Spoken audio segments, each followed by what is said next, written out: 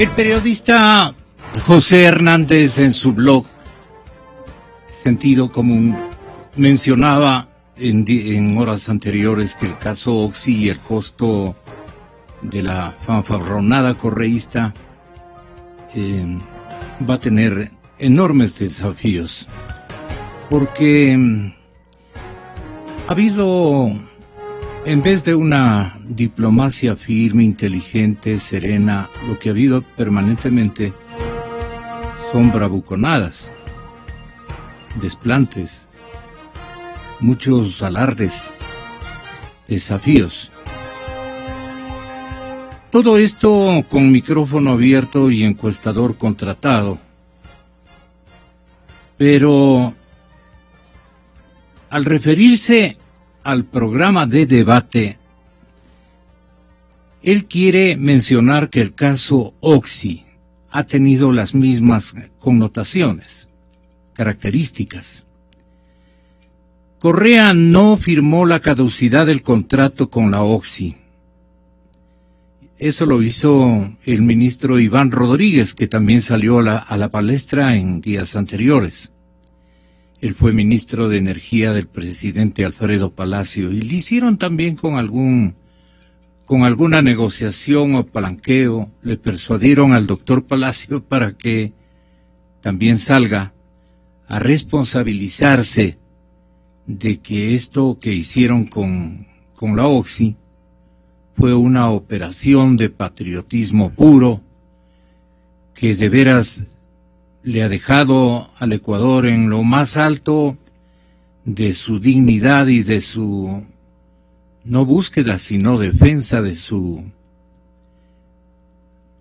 de lo que significa su patrimonio.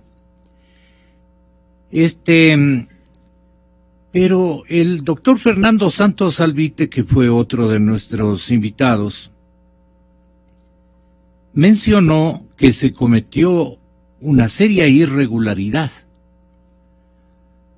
al ceder el 40% de las acciones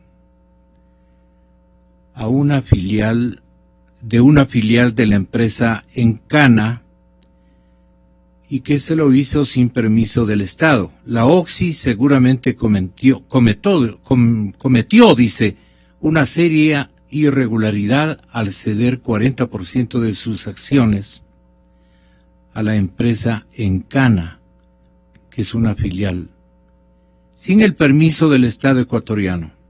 Pero el candidato Correa apoyó esa decisión extrema y subió la apuesta, amenazando con enjuiciar en su gobierno a ellos por traición a la patria, aquellos funcionarios que no tomaron una decisión en ese caso, que era la caducidad del contrato.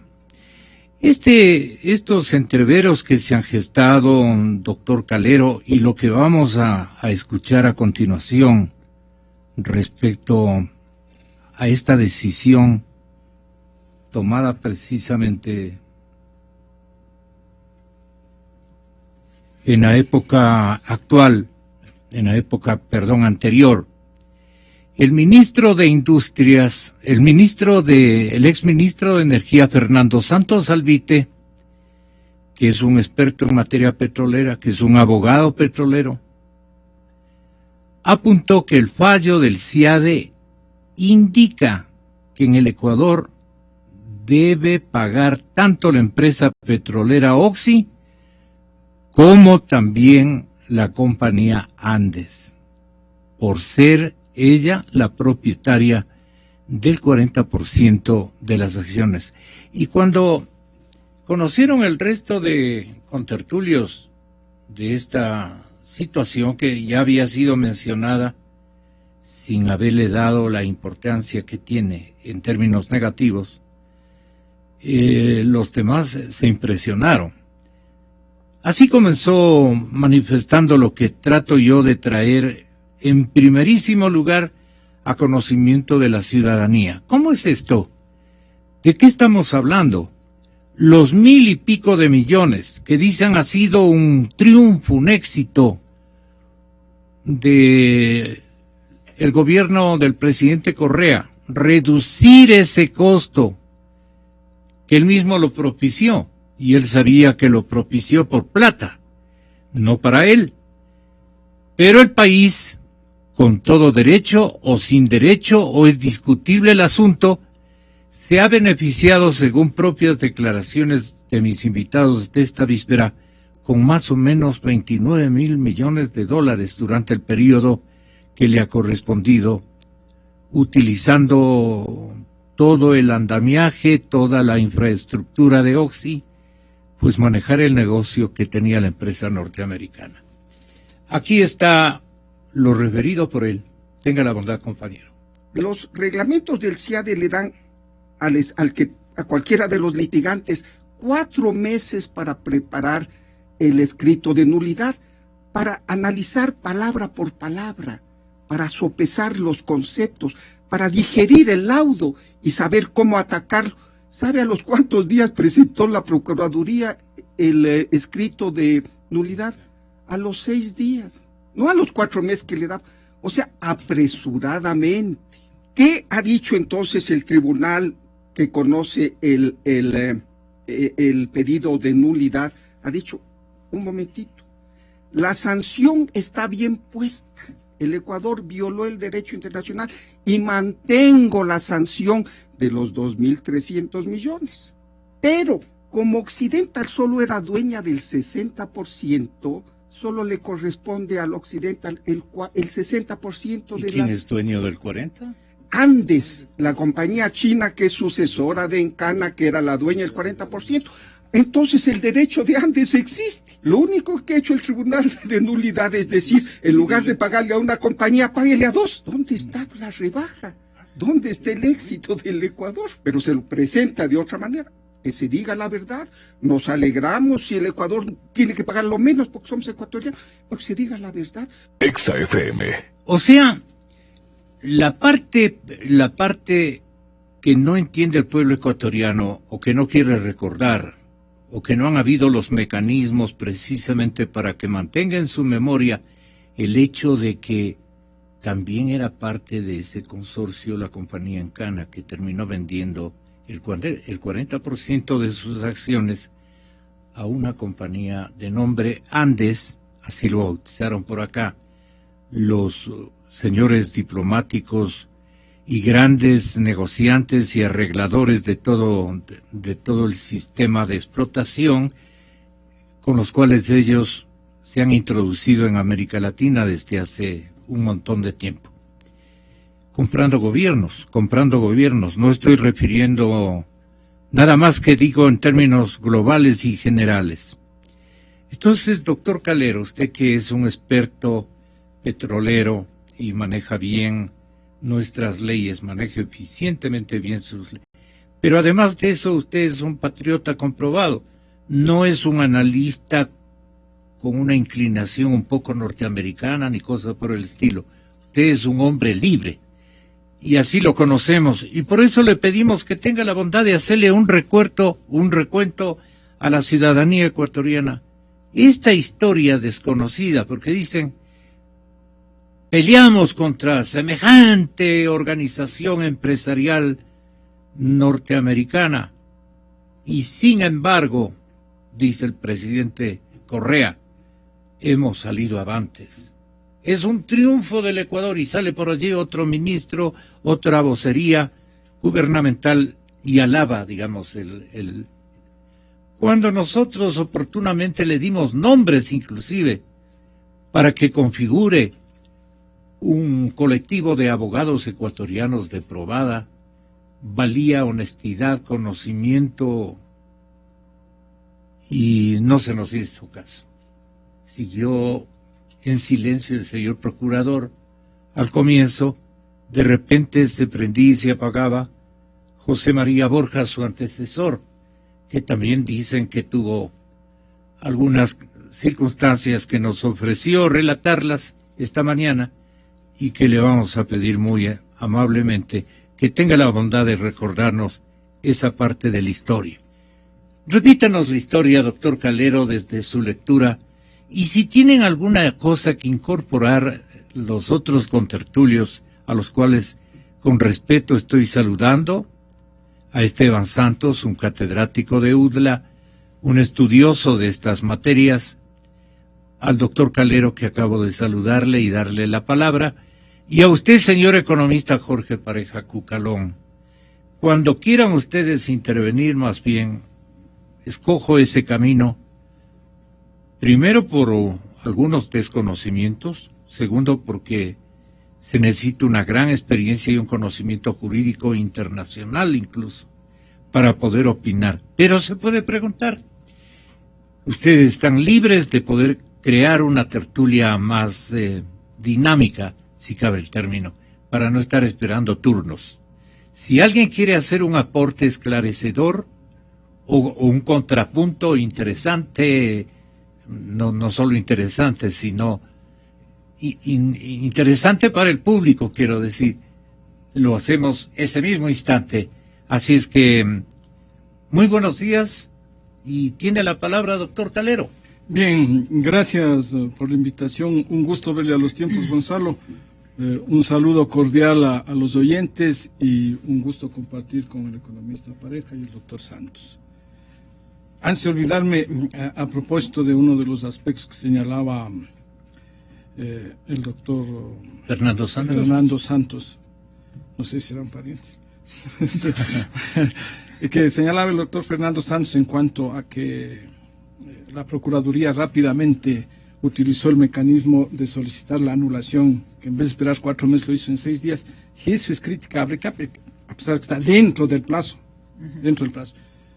dése cuenta usted cómo será de reprochable el hecho de que Occidental, debiendo respetar un plazo de 6 meses para presentar la solicitud de arbitraje, porque así consta en el Tratado Bilateral de Protección y Promoción de Inversiones celebrado con los Estados Unidos, y que eso debió haber sido causal suficiente para que el arbitraje no prospere desde la fase inicial de jurisdicción. Simple y llanamente porque no se cumplió con ese requisito elemental, que debía esperar 6 meses. ¿Cuándo se produjo la controversia? El hecho impugnable se produjo cuando se declaró la caducidad, no antes. Sin embargo, este tribunal dice no, obviamente asumiendo la misma posición de Occidental. Dice, era evidente que no iba a darse ninguna transacción. O sea, asume subjetivamente que el Ecuador una de las partes no iba a aceptar una transacción, y desecha esta argumentación del Estado ecuatoriano. Digo eso como un apéndice chiquito antes de olvidarme del tema. Yeah. Mire, el asunto simple y llano, voy a tratar de ser lo más concreto posible. El asunto simple y llano es que la empresa Occidental celebró un contrato modificatorio de participación, pasó de prestación de servicios para exploración y explotación a participación en el año 99. Celebró un contrato. En ese contrato constan cláusulas relacionadas con el tema de la transferencia o cesión de derechos derivados de dicho contrato. Y consta claramente la prohibición para la empresa de transferir, de ceder derechos derivados del contrato, de ese contrato, sin la autorización del ministro de Energía y Minas. Y que si lo hace, está sujeto a la declaratoria de caducidad. Eso dice el contrato, y en el contrato está incorporada la ley de hidrocarburos, que también señala exactamente lo mismo. Sin embargo, de hecho, que en el 99 la empresa celebra el contrato aceptando esa cláusula, esa realidad jurídica, en el año 2000, en octubre, transfiere con algunos artificios legales, con un artificio jurídico, aquí diríamos en tono muy popular, con una leguleyada, transfiere derechos sin la autorización del ministerio, Entonces, el Estado ecuatoriano se entera en el año 2003 a raíz de una auditoría que se hace normalmente, regularmente, la DNH hacía unas auditorías a los estados financieros de las empresas, y por ahí se filtra un dato de las transferencias que hacía a la compañía en Cana, de las transferencias económicas. Y comienza un poco a zafarse el ovillo de esto, y se llega a conocimiento de que hubo esta transferencia. En julio de 2004, la compañía solicita al Estado ecuatoriano recién la autorización para transferir el título legal, no los derechos, porque los derechos ya fueron transferidos y la compañía en Cana estaba en uso, en ejercicio de esos derechos durante 4 años ya. Y entonces solicita autorización para transferir el título legal, una figura, un mecanismo no previsto en el contrato, no previsto en la legislación. En definitiva, lo que la compañía quería es legalizar algo que hizo ya hace 4 años. Entonces, eso fue detectado. O sea, ya ejercías soberanía o propiedad sobre el paquete de acciones. No son acciones, es una participación en los derechos. La empresa Andes. No la empresa Andes, la empresa AEC, Alberta Energy Company. Luego esta transfiere a la empresa china Andes. No he oído de Alberta. Sí. Es con AEC, y antes de AEC era City Investing. Por ahí hay un juego de igual manera, no muy claro, de transferencias, de cesiones, de cambios de nombre, de absorciones, etcétera, que como siempre han estado haciéndose a espaldas del gobierno nacional. Durante toda la vida y todas las empresas. Por eso es que más importante he pensado yo, y vuelvo a reiterarlo a los años, que la auditoría de la deuda externa, que la auditoría de esto sería una auditoría a la contratación petrolera ecuatoriana hasta el año 2015. Hasta el año 2015. Y podríamos ver algunas novedades. Bien, Gonzalo, entonces... ¿Qué instituciones corren a cargo de esta...? No, yo digo, tendría que formarse así una especie de comisión para que se haga una auditoría. Pero vea, Gonzalo, no nos distraigamos del tema central. Entonces, esta empresa solicita. El gobierno del coronel Gutiérrez, frente a esta petición, dice, usted ha celebrado esto, deme una copia certificada del acuerdo Farm-Out.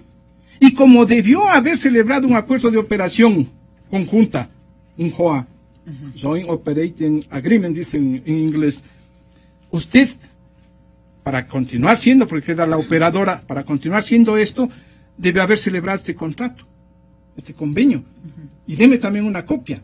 Y entonces surge la evidencia, con anexos contables, con anexos de autorizaciones financieras, etcétera, todos los anexos de esta que fue una transacción, una cesión de derechos incuestionable.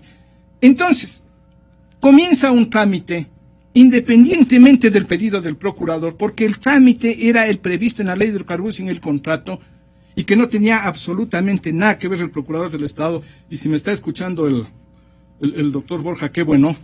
Entonces, definitivamente se inicia un trámite que dura como 20 meses, un trámite de caducidad, cuando legalmente no debió haber pasado de unos 4 o 6 meses. Y todo ese tiempo en exceso que duró y que la empresa continuó operando, definitivamente que significaron perjuicios para el Estado, porque el Estado dejó de operar directamente y dejó de percibir ingresos por más de $1.000 millones. Bien, entonces, finalmente, luego de intentos de negociar, se conoce, me repugna decirlo a través de Wikileaks, que existieron presiones diplomáticas, intentos de negociación en el gobierno del coronel Gutiérrez y en el gobierno del doctor Palacio. Que existieron intentos de la compañía por encontrar por transar, por negociar. De todas maneras, en mayo de 2006 se declara la caducidad del contrato. Y a los 2 días de declarada está presentada la solicitud de arbitraje por parte de Occidental en el CIADI. El CIADI no es el que dicta los laudos, porque es otra confusión. El CIADI es un centro administrativo que facilita los arbitrajes. Quienes emiten el laudo son los árbitros, que son nombrados por las partes. Y tampoco es que los árbitros son defensores de las partes que los nombran. No, son jueces que se designan. Bien, entonces... Pero el hecho de designar a uno lo pone... Lo pone en línea... No, definitivamente que no son partidarios de... O sea, son jueces que uno decía. Pero usted no va a nombrar a un juez que tiene vinculaciones con una empresa. Obviamente que no. Pero qué bueno, pero qué bueno que no designó el Ecuador. ¿A quién habría designado? Porque la doctora Brigitte Stern, cuyos argumentos son los que sirven precisamente para la anulación parcial del laudo. O sea, creo yo que fue una decisión, una omisión que resultó favorable. Concluyo el relato histórico. Entonces, mire Gonzalo. Después de 6 años, se emite un laudo. Y en ese laudo, al Ecuador le dice, usted tiene la razón, pero va preso. Porque el tribunal acepta que la compañía Occidental violó el contrato y la ley al transferir sin autorización el 40% a AEC. Solo que dice, la sanción es desproporcionada, y al ser desproporcionada resulta en un trato injusto y discriminatorio. Y al ser un trato injusto y discriminatorio es equivalente a la expropiación. Y al ser una expropiación cabe una indemnización. Esa es la lectura del fallo del CIADI. Del Tribunal Arbitral bajo las reglas del CIADI. ¿Sí? Entonces, producido ese fallo, que ya luego, para no monopolizar el uso de la palabra, lo vamos a analizar en algunos temitas muy importantes. Luego de eso, entonces, el Ecuador utiliza uno de los mecanismos que era el de solicitar la anulación. Para mí debe haberse solicitado previamente una corrección en la cuantificación. Y eso generaba un asunto muy importante, por lo que argumentaré luego. Debió haber solicitado la corrección de la cuantificación, porque eso prevé el convenio CIADI, las reglas de procedimiento. Pero fue directamente a solicitar la anulación, y lo que se ha producido después de 3 años, eso fue en 2012, y ahora en 2015, un comité ad hoc, ¿no es cierto?, decide anular parcialmente el laudo del CIADI, del Tribunal de Arbitraje, y definitivamente dice no al lugar al 100% de la cuantificación de la inversión de la indemnización. ¿Por qué lo califica de comité ad hoc? Porque así es la denominación que está en las reglas del CIADI. ¿Sí? Y entonces reduce en 40%, porque dice que la empresa ahora, antes en propiedad AEC de ese 40%, es una empresa de nacionalidad china, no está sujeta al Tratado de Promoción y Protección de Inversiones entre Ecuador y Estados Unidos, por lo tanto no hay jurisdicción ni competencia para incluir a esa empresa en el tema este. ¿Cómo se organiza? Ya. Vamos entonces con... me gustaría que intervenga Esteban. Muchas gracias. Cuando hay dos abogados... Doctor Esteban Santos. Siempre hay 3 criterios, dicen, y si a esa ecuación se le suma un economista, y aparece chiste. Cuando empezamos justamente este análisis histórico, ¿por qué digo de que siempre hay varias interpretaciones? Yo lo que creo, cuando uno solicita un arbitraje internacional, si bien había una cláusula muy clara en la que se tenía que haber un periodo de 6 meses, que es este periodo de 6 meses del cooling off period, que dicen, a ver si las partes pueden sentar y sentarse a conversar. Este periodo, en mi criterio, claramente no se iba a dar, porque se dieron más de un pronunciamiento de las autoridades en el que no iba a haber tal cosa como algún acuerdo.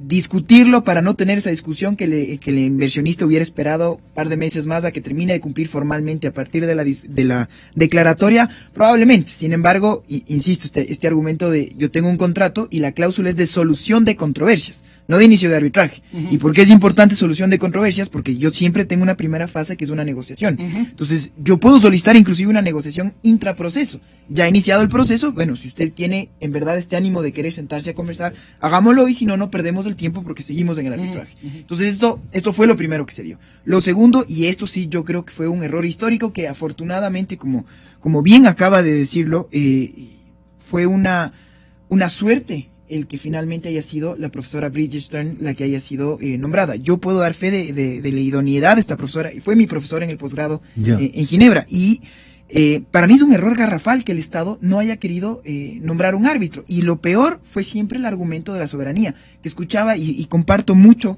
el argumento que daban ayer, de que justamente en nombre de la soberanía se han cometido las peores atrocidades. Así es. Y por no querer nombrar un árbitro, bueno, ¿qué dicen las reglas CIADI? Usted no quiere nombrar, le damos jugando, señor. Y nos dieron jugando, afortunadamente con esta apreciación de la doctora Stern. Pero, ¿qué es lo que quiero entender? Lo que me gustaría decirles, que yo creo que el procurador, yo creo que la Procuraduría hizo un buen trabajo, pero hizo un buen trabajo tardío. Entramos a la pelea muy tarde. Y entramos a la pelea tarde porque entramos primero con un argumento político y no jurídico. Y el argumento de la política era el argumento de la soberanía. Cuando lo técnico era, señores, ustedes firmaron un tratado bilateral de inversiones Estados Unidos-Ecuador. Y no importa lo que diga un mandatario de turno, para eso mismo se firman estos tratados. No son buenos, no son malos, son tratados. Y hay que saber negociar bien las reglas del juego. Y al final lo que decían estas reglas del juego es que si es que hay un conflicto inversionista-Estado, pues la solución de controversia será ante un foro internacional. Eso era el entender de aquel entonces del procurador, que decía, no, el Ecuador es soberano, hay un contrato y ayúdenme a entender por qué no podemos ir a nuestros jueces que son muy independientes. Precisamente por esto es que nacen los tribunales internacionales, porque no queremos que el Estado sea juez y parte. Y evidentemente a un Estado no le va a gustar que un tribunal de afuera le diga cómo en verdad ha sido la cosa. El otro tema importante de la regla CIADI, que creo que también... Pero, perdone, ¿enviaron o no enviaron árbitro? No, no se nombra. A ver, eso es lo que hay que tenerlo bien claro.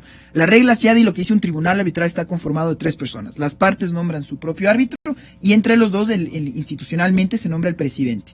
El inversionista nombró su árbitro, tenía el Ecuador la posibilidad de hacerlo, el Ecuador dijo no lo hago. Sobre esto dijo Ramiro García, dijo ayer lo siguiente. Recordemos quiénes fueron los que decidieron no mandar árbitro.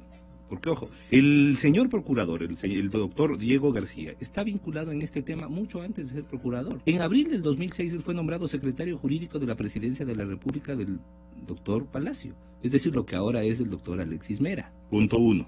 Un mes después se contrata a un experto, a un jurista, para que asesore sobre este mismo tema, sobre el tema Oxy, al doctor Galo García Fero, papá del doctor Diego García Carrión.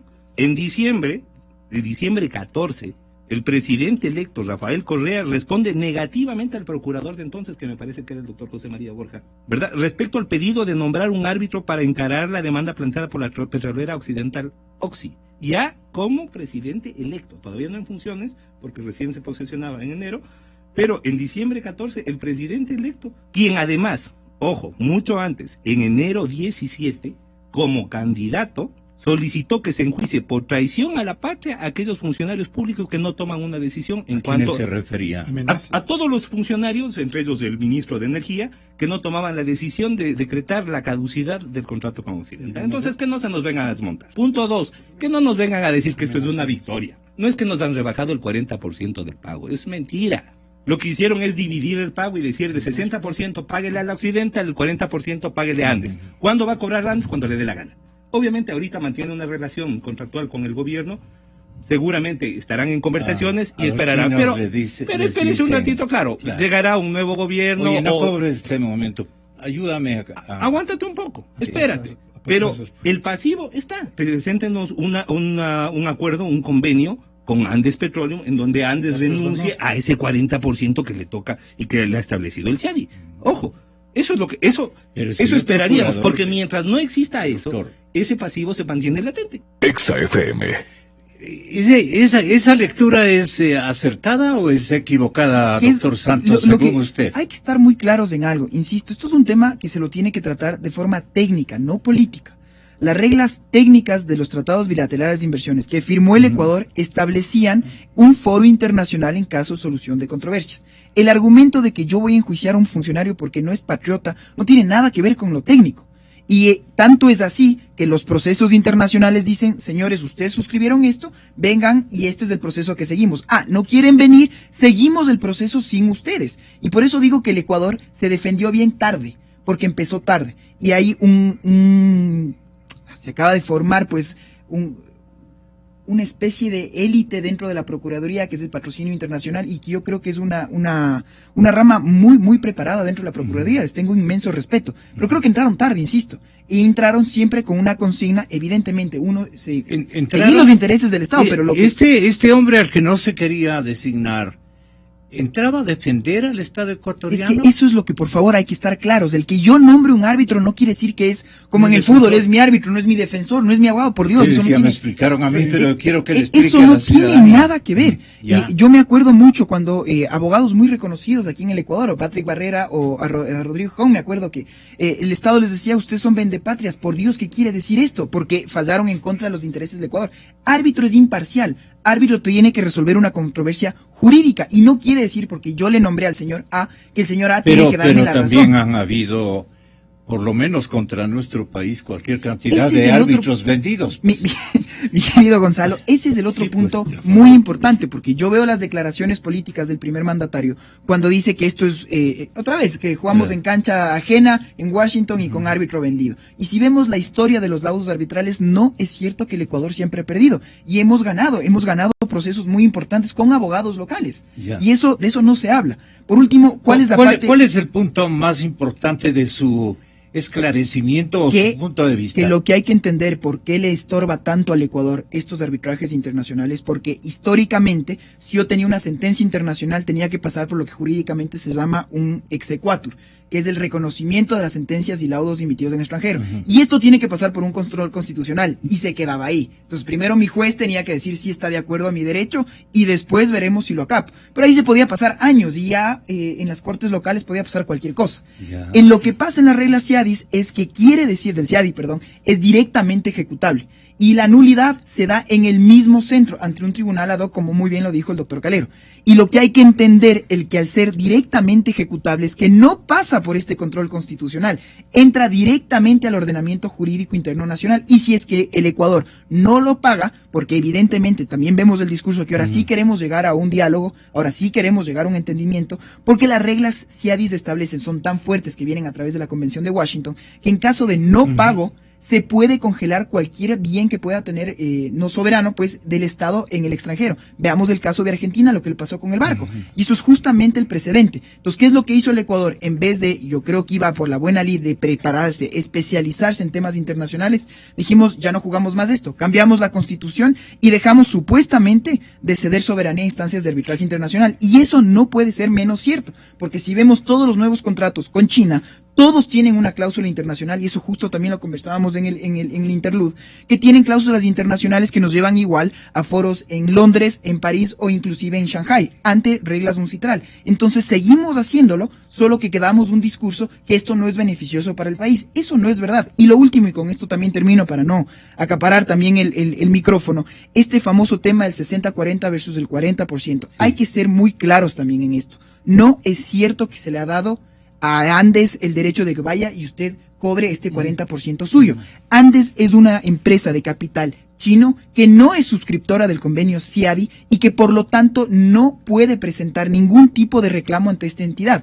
Entonces no es correcto, no es técnico decir que se le acaba de dar a la empresa china el cheque para que usted vaya y cobre cuando usted guste. No es así.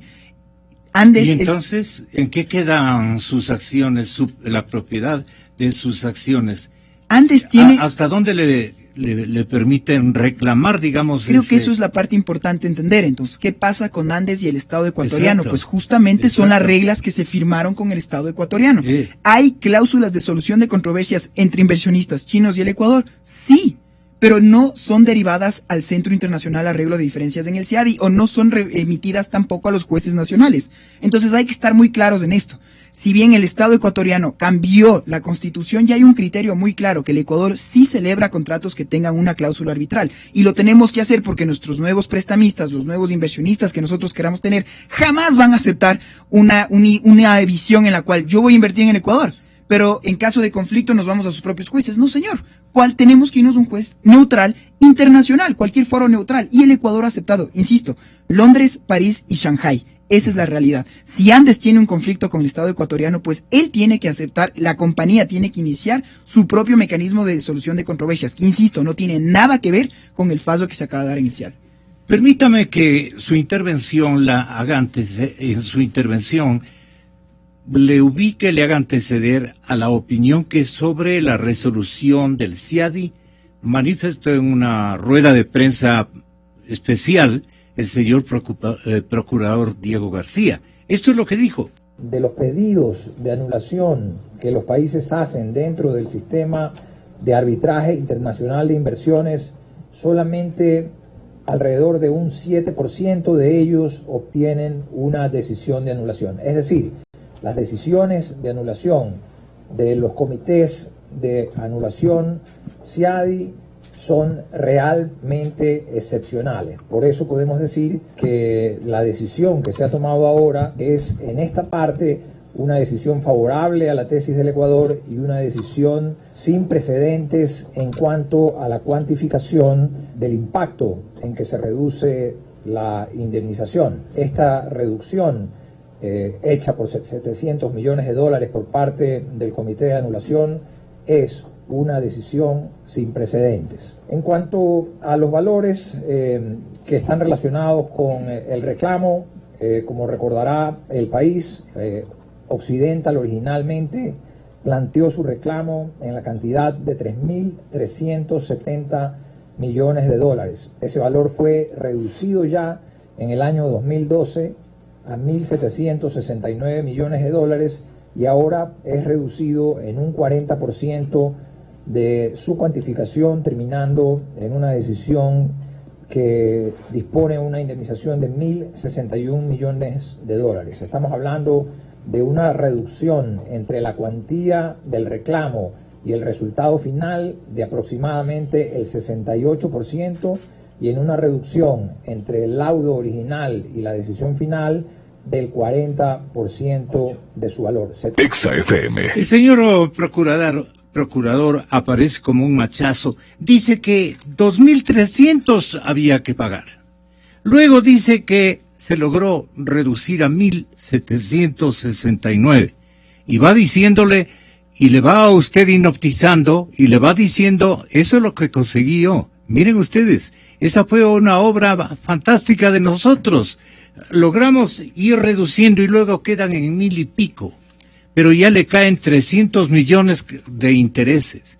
Y nunca el señor procurador ha hablado del 40% de que le corresponde dentro del paquete del accionariado global a la empresa Andes de China, que negociaron seguramente en la época de él. Esto vale aclarar, y yo estaba atrás de el ex procurador doctor Borja, pero José María, ojalá nos esté escuchando. Este sería un punto de esclarecimiento porque corresponde también a su turno, y en su turno también usted tuvo algunas responsabilidades muy importantes.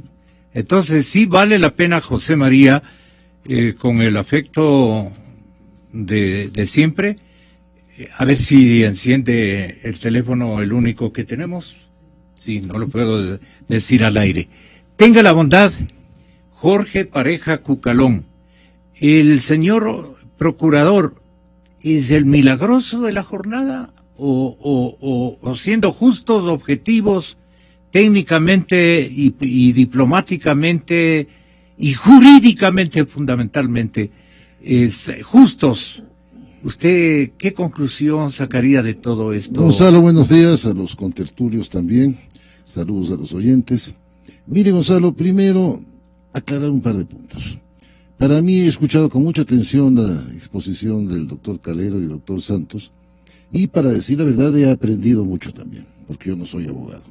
Y creo que la explicación legal complementada de los dos es bastante clara, ¿no? Yo creo que han sido muy claros, muy conocedores del tema. Yeah. ¿Cuál es su lectura de ciudadano, digamos, exacto, de la explicación que sacó abogado, en blanco y negro? No debería yo, si no escuchar. Pero sin embargo, como ciudadano ecuatoriano, que tengo uno que otro derecho todavía, podría decir lo siguiente. Primero, no es cierto que el Ecuador haya perdido absolutamente todos los juicios planteados ante el CIADI. Personalmente yo fui testigo en un juicio del CIADI, de una compañía petrolera, de electricidad, cuando que se declaró caducidad del contrato cuando yo era ministro de recursos. Asistí al juicio como testigo y ganó el Ecuador el juicio. El abogado representante del Ecuador me parece que era el doctor Rae, si no mal no recuerdo. Es decir, no es cierta esta aseveración de que el Ecuador ha perdido todo ante el CIADI. No es correcto. Ha perdido lo que el tribunal ha decidido, que no teníamos razón, que es otra cosa. Uno puede estar en desacuerdo con eso, pero no hay verdad tras la afirmación de que el Ecuador ha perdido todos los juicios ante el CIADI, los arbitrajes, perdón. Sí. Esa es la primera observación. ¿Pero en qué condición fue el doctor Rae? ¿De qué? Abogado del Estado ecuatoriano. Con una firma de abogados norteamericana, seguramente, por supuesto. Se aunaron, sí. Se aunaron. Yo fui testigo, testifiqué. Sí. Había 3 árbitros, un abogado, un juez chileno, un canadiense y otro norteamericano, me parece. Y decidieron que el Estado tenía razón y fallaron a favor del Estado ecuatoriano. De manera que no hay tal verdad de que el CIADI ha sido desfavorable con el Ecuador todo el tiempo. Por lo menos mi experiencia personal me dice que no es así. Segundo lugar, Pero es una excepción de todas maneras. No creo que... Hay otros casos, hay varios casos. No sé si el 60, el 30, el 15, el 18 o el 19.3%, pero hay casos en que el Estado ha ganado los juicios en el CIADI.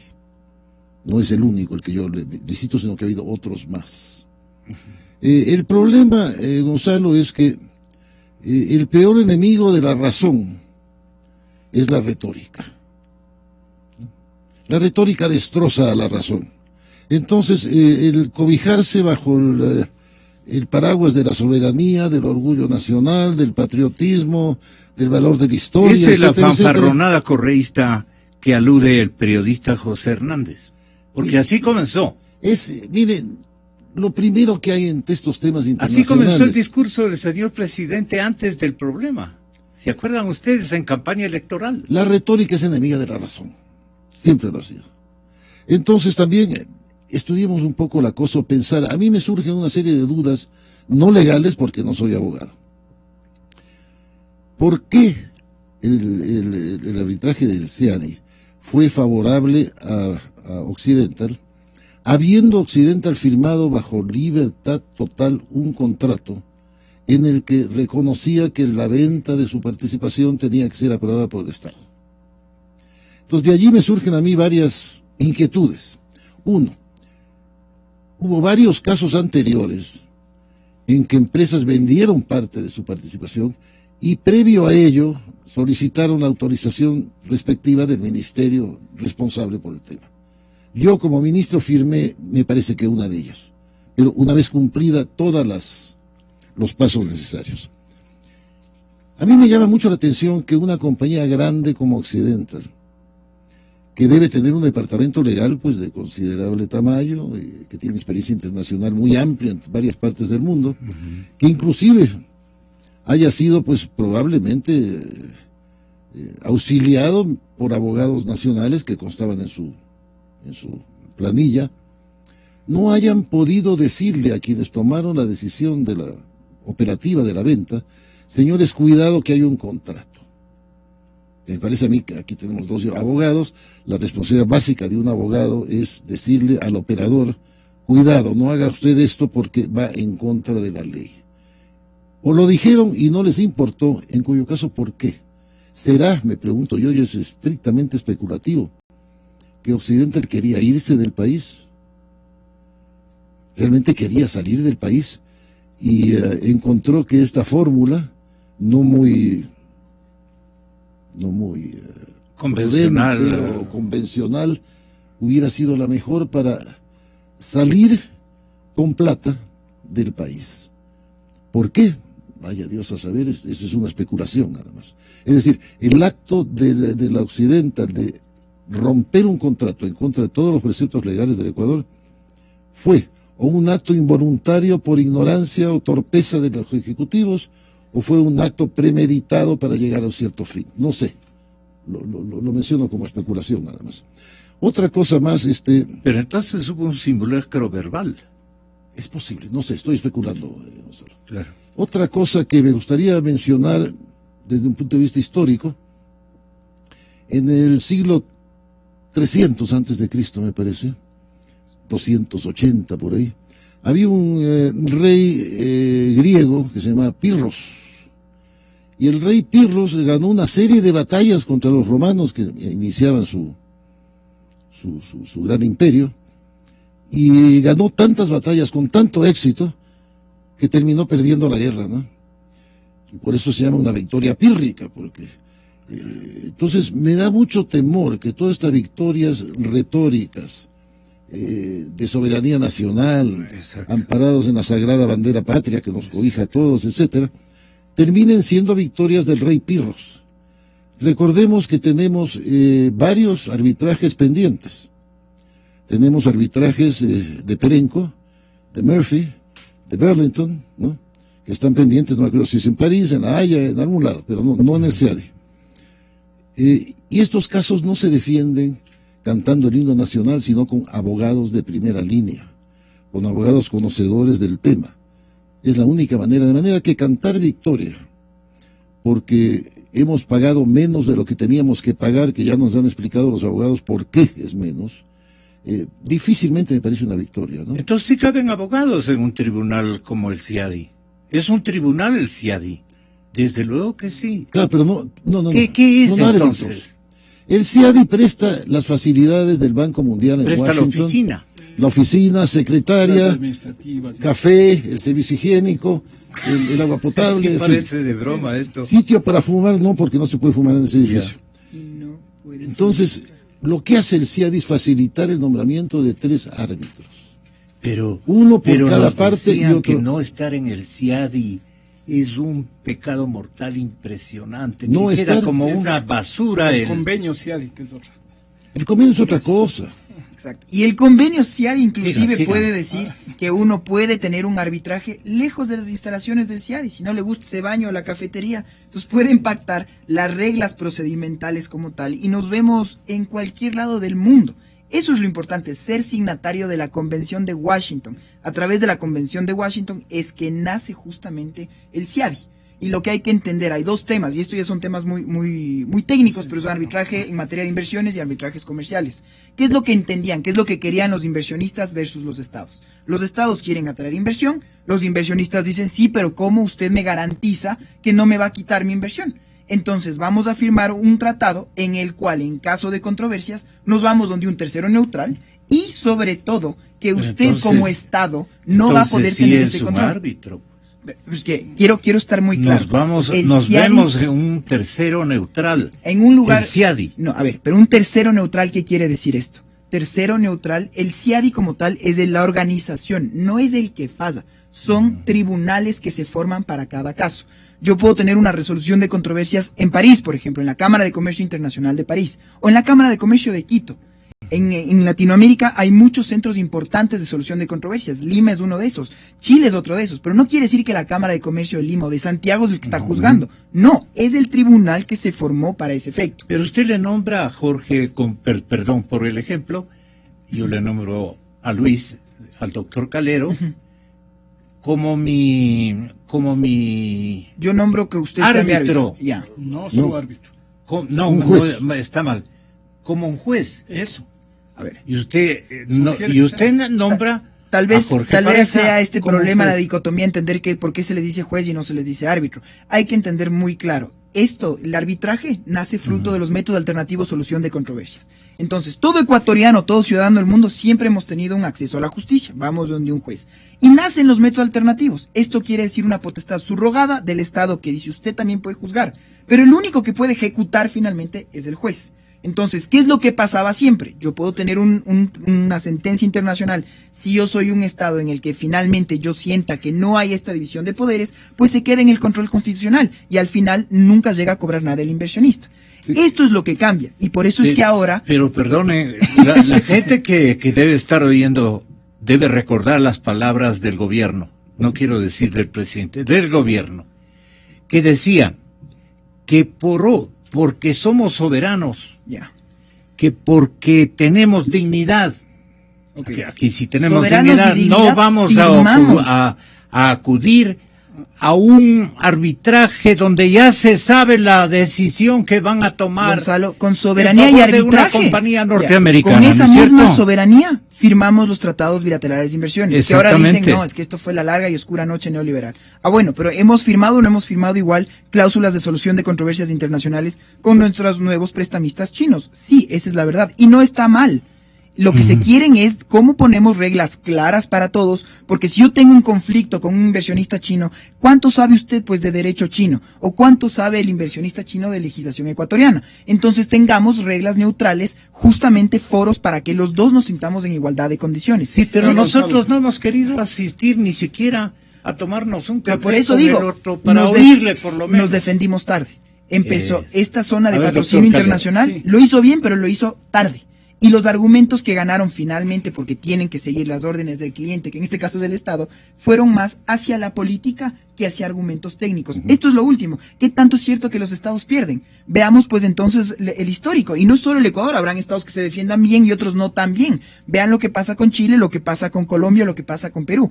Unos ganarás y otros perderás, ese es el sistema. Pero no satanizarle, no, vamos a ir acá, yo ya sé que voy a entrar perdiendo, o vengan acá entonces ahora a la UNASUR, porque aquí sí van a ganar los estados. ¿Quién va a invertir así entonces? Gonzalo, de hecho que, comenzando por el nombre, los tratados son de promoción y protección de inversiones.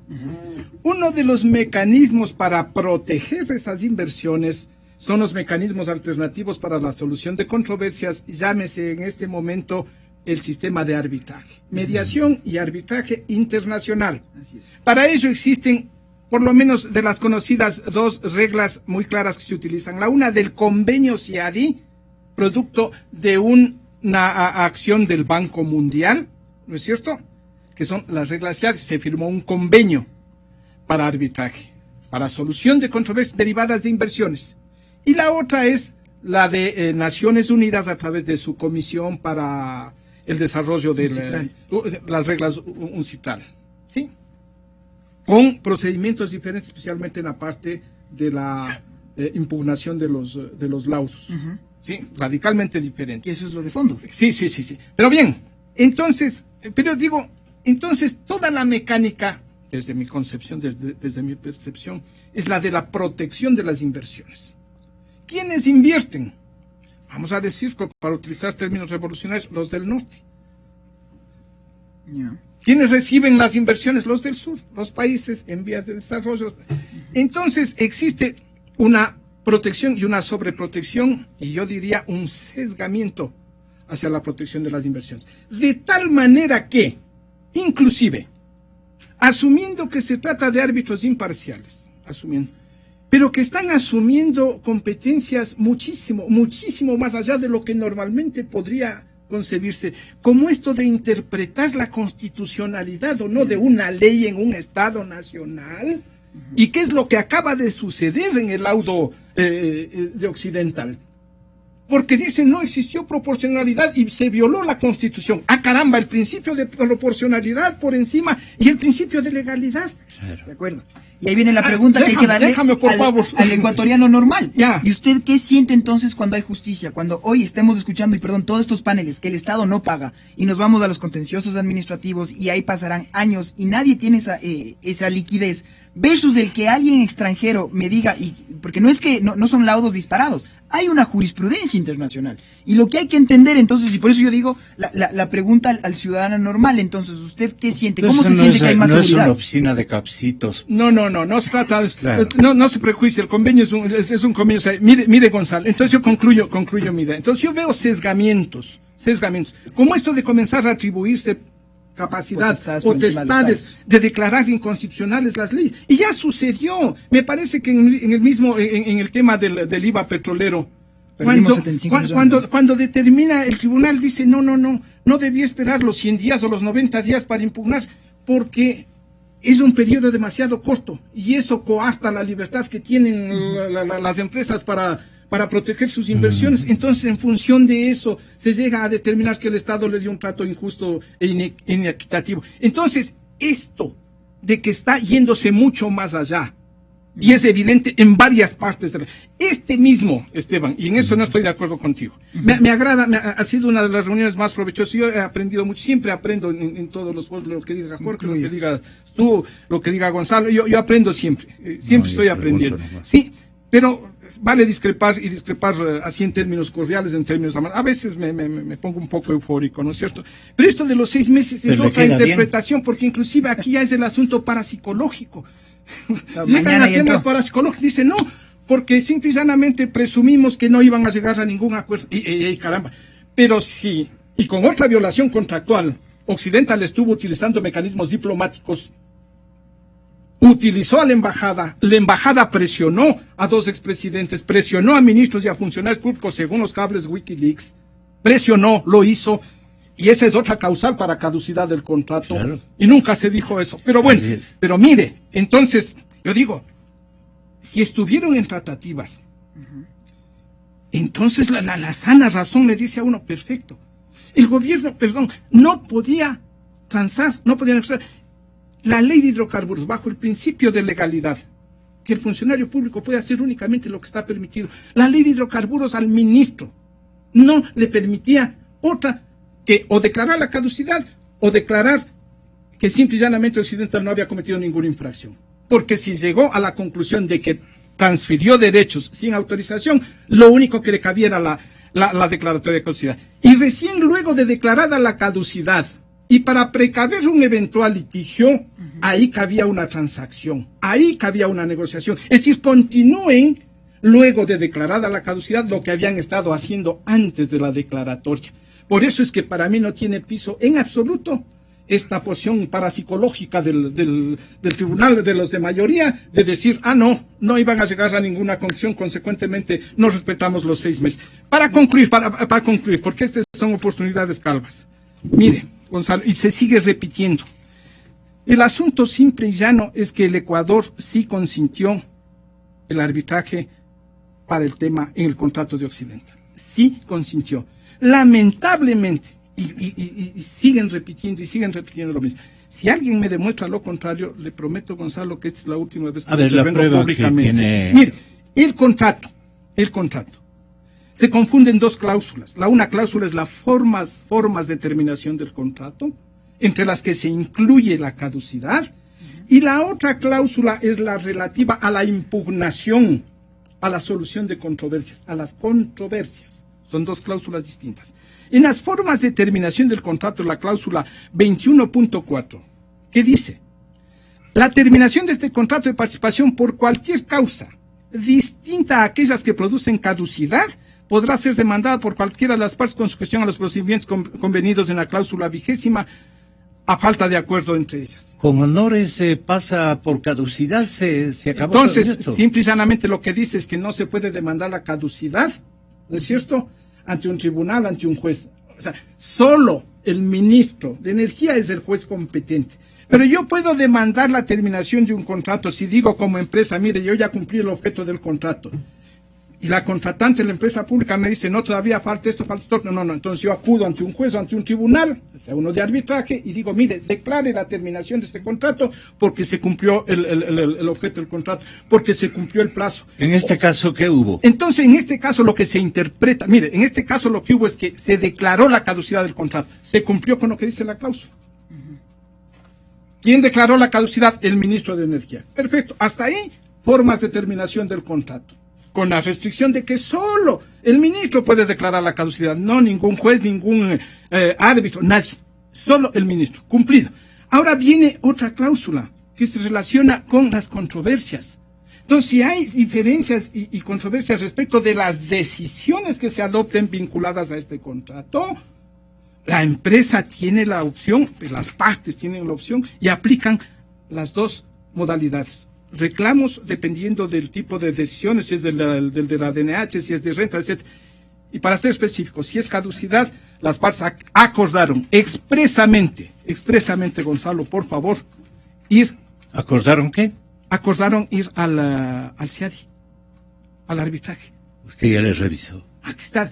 No obstante, la 20.3, no obstante lo dispuesto anteriormente, desde la fecha en que el convenio sobre arreglo de diferencias relativas a inversiones entre estados y nacionales de otros estados, suscrito por la República del Ecuador como Estado miembro del Banco Internacional de Reconstrucción y Fomento el 15 de enero de 1986 y publicado en registro número tal, las partes se obligan a someter las controversias o divergencias que tengan relación o surjan de la ejecución de este contrato de participación a la jurisdicción y competencia del Centro Internacional de Arreglo de Diferencias Relativas a Inversiones, el CIADI, para que sean arregladas y resueltas de conformidad con lo dispuesto en dicho convenio. Con esto, ¿cómo debería terminar la cuestión? No sé si, perdóneme, debería ser Jorge el que decida, como opinión del no abogado, cuál es el sentir con el que usted nos deja. Y darle una me parece corta, muy bien, para que terminar, claro. Que no termine un abogado, que termine alguien que finalmente es un economista. Sí. Como analfabeto legal, ¿no? Lo poco de leyes que uno entiende es por osmosis inversa, como dicen los ingenieros. Mire, yo creo que la caducidad del contrato le era obligatoria al ministro de turno, ¿no? Para mí el problema como ciudadano es la demora, la desidia, por darle algún nombre, de la Procuraduría General del Estado durante mucho tiempo de no acudir al CIADI para atender el asunto. Nos han explicado muy bien los dos abogados de que... ¿Por lo de los chinos no sería? Es posible, no sé. Yo creo que no, pero es una posibilidad. Pero abandonó el Ecuador el tema. Eso creo que es muy visible. ¿Por qué lo hizo? Pues no sé. Por soberanía, por patriotismo, por... Vaya Dios a saber, no puedo interpretar la acción. Lo cierto es que es curioso de que el Consejo de Árbitros haya fallado en contra del Ecuador. Y usted conoce mi posición, Gonzalo. Para mí la inversión extranjera es indispensable, especialmente en el sector petrolero, especialmente en la situación actual del país económica, pero no es posible que un tribunal o un tribunal de arbitraje desconozca un contrato firmado independiente de cualquier otra cosa entre dos partes. Para mí eso que no soy abogado me molesta profundamente. Y yo creo que el fallo final no hace justicia a lo que debe ser. Me parece que es... La última pregunta a usted, porque es el último el que nos va a dar, digamos, la orientación a todo esto. Una inquietud. ¿Qué parte resulta vergonzante para el actual gobierno? Que por eso ha estado tratando de alejarse de la situación sin profundizar. Yo sigo pensando en el 40%. Mire, el término vergonzante quizás no viene al tema, ¿no? Yo creo que no representa. Mi opinión muy personal es de que en el Ecuador nos hemos hecho una celda, una autocelda, en que nos tratamos de aislar mediante la retórica del mundo. Con toda modestia debo decir que el Ecuador es un país chico. Con toda modestia debo decir que el Ecuador es un país estratégicamente poco importante. Es nuestro país, es muy lindo, lo queremos, etcétera, etcétera, pero es un país que debe reconocer que existe un mundo. No somos un planeta divorciado del sistema solar que funcionamos solos. Somos parte de un todo, y ese todo implica que debemos reconocer las relaciones comerciales, relaciones de inversión.